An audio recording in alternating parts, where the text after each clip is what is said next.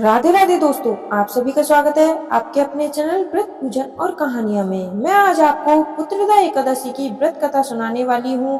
पुत्रदा एकादशी व्रत को सुनने से समस्त पापों का नाश होता है। उस व्यक्ति को मृत्यु के बाद स्वर्ग लोक में स्थान मिलता है। एक बार धर्मराज युधिष्ठिर ने भगवान श्री कृष्ण से श्रावण मास के शुक्ल पक्ष की एकादशी के महत्व और उसकी कथा के बारे में बताने का निवेदन किया। तब भगवान श्री कृष्ण ने कहा कि श्रावण के शुक्ल पक्ष की एकादशी श्रावण पुत्रदा एकादशी के नाम से प्रसिद्ध है। आपको श्रावण पुत्रदा एकादशी की व्रत कथा के बारे में बताता हूँ। इसकी कथा इस प्रकार है।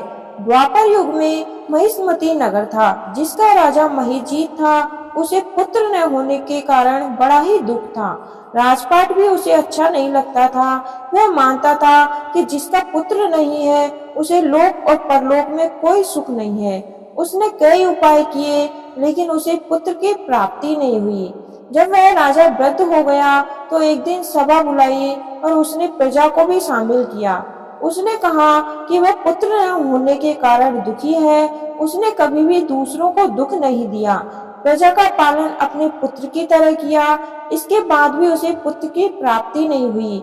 ऐसा क्यों है? राजा के प्रश्न का हल ढूंढने के लिए मंत्री और उनके शुभ चिंतक जंगल में ऋषि मुनियों के पास गए। एक स्थान पर उनको लोमस मुनि मिले। उन सभी ने लोमस मुनि को प्रणाम किया तो उन्होंने उनसे आने का कारण पूछा।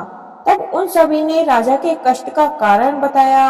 उन्होंने कहा कि उनके राजा महिजीत पुत्रहीन होने के कारण दुखी हैं, जबकि वे प्रजा की देखभाल पुत्र की तरह ही करते हैं।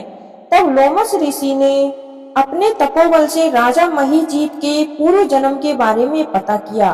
उन्होंने बताया कि यह राजा पूर्व जन्म में एक गरीब वैश्य था। धन के लिए इसने कई बुरे कर्म किए। एक बार यह ज्येष्ठ शुक्ल द्वादशी को एक जलाशय का पानी पीने गया। 2 दिन से भूखा था। वहीं पर एक गाय भी पानी पी रही थी। तब इस राजा ने उस गाय को भगाकर स्वयं जल पीने लगा। इस वजह से राजा को इस जन्म में पुत्रहीन होने का दुख सहन करना पड़ रहा है। उन सभी ने लोमस ऋषि से इस पाप से मुक्ति का उपाय पूछा। तब उन्होंने बताया कि श्रावण शुक्ल एकादशी को व्रत करो, इससे अवश्य ही पाप मिट जाएंगे और पुत्र की प्राप्ति होगी।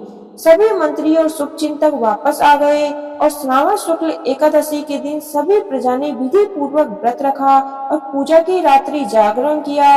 इसके बाद सभी ने श्रावण शुक्ल एकादशी व्रत के पुण्य फल को राजा को प्रदान कर दिया। इस व्रत के पुण्य प्रभाव से रानी ने एक सुंदर बालक को जन्म दिया। इससे राजा खुश हो गया और राज्य में उत्सव मनाया गया। श्रावण शुक्ल एकादशी के दिन पुत्र की प्राप्ति हुई, इसलिए इसे पुत्रदा एकादशी के नाम से जाना जाता है। कहानी सुनने वाले और सुनाने वाले सभी का भला हो, आपकी सभी मनोकामनाएं पूर्ण हो। अगर आपको मेरी ये व्रत कथा अच्छी लगी हो तो आप